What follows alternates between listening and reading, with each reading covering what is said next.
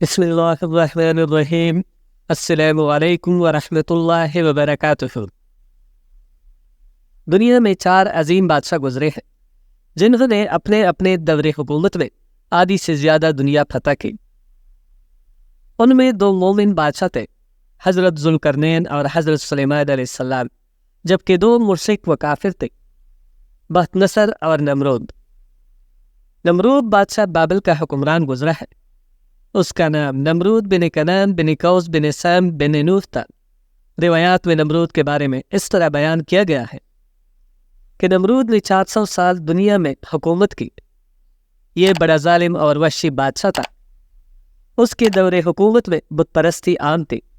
ہر انسان نے اپنے اپنے خدا بنائی ہوئے تھے۔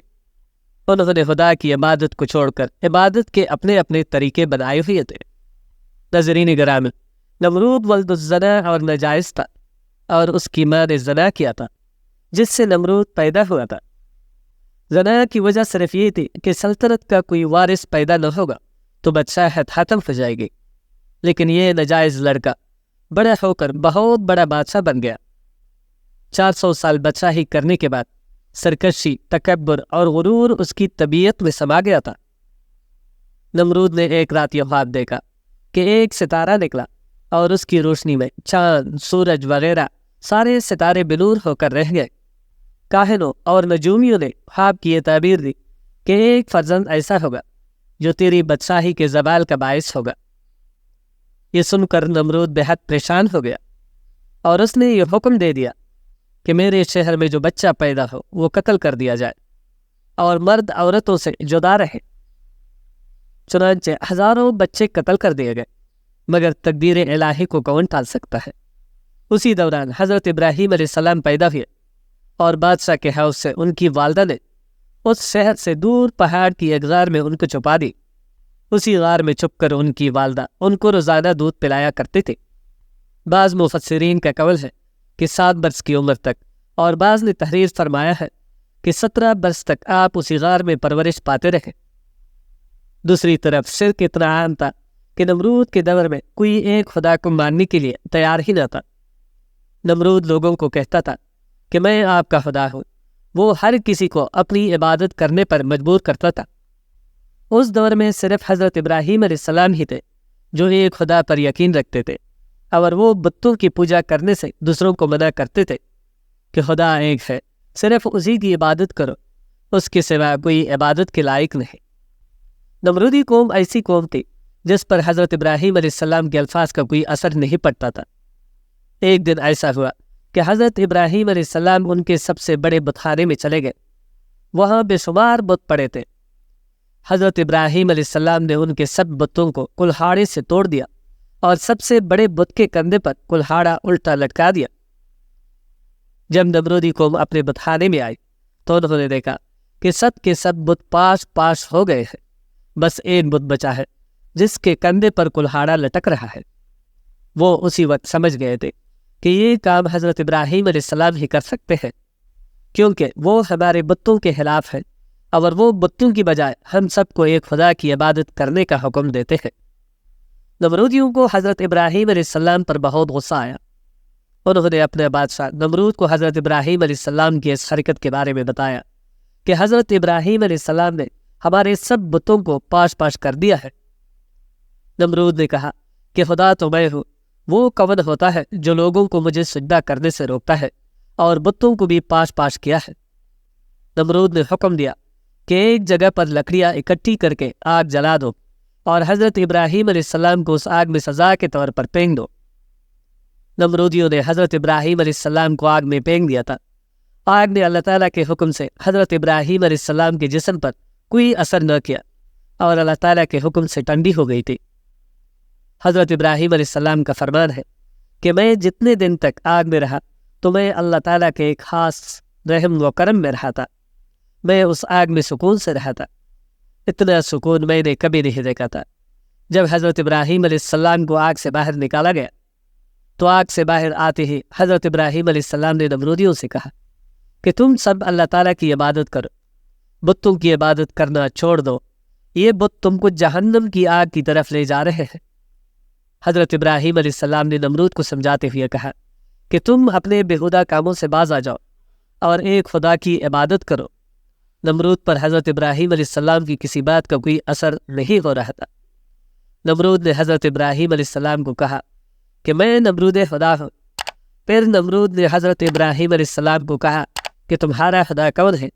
حضرت ابراہیم علیہ السلام نے فرمایا کہ میرا خدا اللہ تعالیٰ ہے، جو ہر کسی کو زندگی اور موت دینے والا ہے، جو پوری کائنات اور آسمانوں کا مالک ہے۔ جب حضرت ابراہیم نے یہ بات کہی تو نمرود نے مسکراتے ہوئے کہا کہ یہ سب کام تو میں بھی کر سکتا ہوں۔ نمرود بادشاہ نے 2 قیدیوں کو بلوایا جن کو سزائے موت ہو چکی تھی۔ ان میں سے نمرود نے ایک کو مار دیا اور دوسرے کو آزاد کر دیا۔ یہ کام کرنے کے بعد نمرود حضرت ابراہیم علیہ السلام سے کہنے لگا، یہ دیکھ میں خدا ہوں، میں نے ایک کو موت کے گھاٹ اتار دیا ہے اور دوسرے کو زندہ چھوڑ دیا ہے۔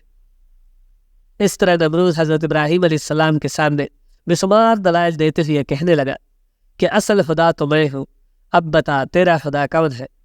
حضرت ابراہیم نے فرمایا کہ میرا خدا وہ ہے جو سورج کو مشرق سے طلوع کرتا ہے اور مغرب میں غروب کر دیتا ہے۔ اگر تو خدا ہے تو سورج کو مغرب سے طلوع کر کے دے گا۔ حضرت ابراہیم علیہ السلام کی یہ بات سن کر نمرود بے بس ہو گیا اور کوئی جواب نہ دے سکا۔ اس طرح نمرود اپنی ساری قوم کے سامنے ذلیل ہو کر رہ گیا۔ اس سے پہلے بھی کئی بار حضرت ابراہیم علیہ السلام نے نمرود کو خدا کی عبادت کرنے اور خدا کو ایک ماننے کا کہا تھا۔ نمرود پر حضرت ابراہیم علیہ السلام کی باتوں کا کوئی اثر نہ ہوتا تھا۔ چنانچہ حضرت ابراہیم نے کئی بار نمرود کو دین حق کو قبول کرنے کی دعوت بھی دی تھی۔ نمرود حضرت ابراہیم علیہ السلام کے اس عمل سے تنگ آ چکا تھا۔ بادشاہ نمرود نے حضرت ابراہیم کو کہا، اگر تیرا خدا سچا ہے تو اس کو کہہ دے کہ میرے ساتھ جنگ کرے۔ اس کو بول دو کہ اپنا لشکر زمین پر اتارے جو مجھ سے جنگ کرے۔ خدا میں ہوں، میرے سوا کسی میں کوئی ہمت نہیں ہے کہ وہ میرے سامنے کھڑا ہو جائے۔ نمرود کی زبان سے ان الفاظ کا نکل نہیں تھا کہ حضرت ابراہیم کے پاس حضرت جبرائیل علیہ السلام تشریف لے آئے اور فرمانے لگے کہ اللہ تعالیٰ کا لشکر جنگ کرنے کے لیے تیار ہے۔ حضرت ابراہیم علیہ السلام نے یہی الفاظ نمرود کو کہہ دیے کہ اللہ تعالیٰ کا لشکر جنگ کرنے کے لیے تیار ہے۔ حضرت ابراہیم کی بات سن کر نمرود نے جنگ کی تیاری کرنے کے لیے 3 دن مانگ لیا۔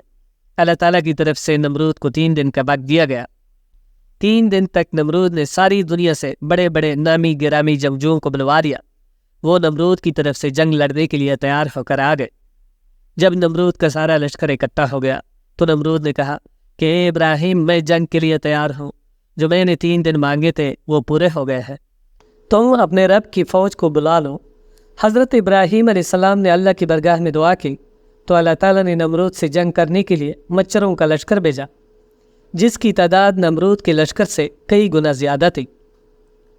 اللہ تعالیٰ کے بھیجے گئے مچھروں نے چند ہی لمحوں میں نمرودی فوج پر حملہ کیا اور اس کی فوج کا خون چوس لیا۔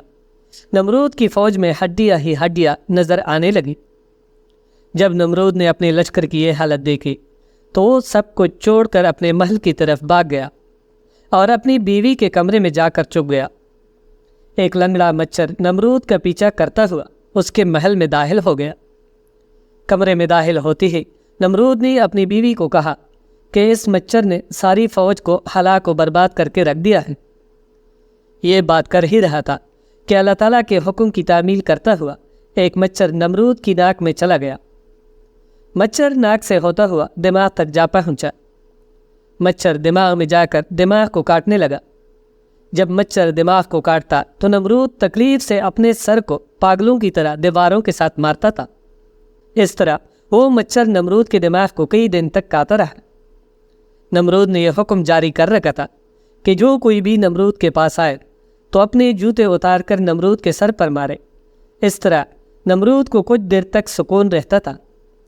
تھوڑا سا ٹائم گزرنے کے بعد نمرود تکلیف سے پھر بحال ہو جاتا تھا۔ اس لنگڑے مچھر کے کاٹنے سے نمرود اپنے سر کو دیواروں سے مارتا رہتا تھا۔ اسی سزا میں تڑپتا تڑپتا نمرود اس دنیا سے چل بسا۔ اس لیے کہا جاتا ہے کہ کسی کو اللہ تعالیٰ کا شریک مت ٹھہراؤ۔ نمرود کا حال ہماری آنکھوں کے سامنے ہے۔ کس طرح نمرود پاگلوں کی طرح دیواروں کے ساتھ اپنے سر مار مار کر روتا اور چلاتا تھا۔ اس کا انجام کیا ہوا؟ اس بات میں کوئی شک نہیں ہے کہ اللہ تعالیٰ ایک ہے، اس کے سوا کوئی عبادت کے لائق نہیں ہے۔ جو کوئی بھی اللہ تعالیٰ کی ذات کو للکارتا ہے تو اللہ تعالیٰ اس کا انجام بہت ہی برا کرتا ہے۔ دوستو، اللہ ہی وہ پاک ذات ہے جو ہمارا رازق، خالق اور مالک ہے۔ وہی موت اور زندگی دینے والا ہے۔ دن رات، سورج، چاند اور ستارے کوئی بھی اس کی مرضی کے بغیر حرکت نہیں کر سکتے، اور جو خدا کی نافرمانی کرتا ہے ایک نہ ایک دن وہ عذاب الہی میں ضرور مبتلا ہوتا ہے۔ تو بس ہر حال میں اللہ کا شکر ادا کرتے رہیے اور کبھی بھی کسی بات پر غرور نہ کریں۔ شکریہ۔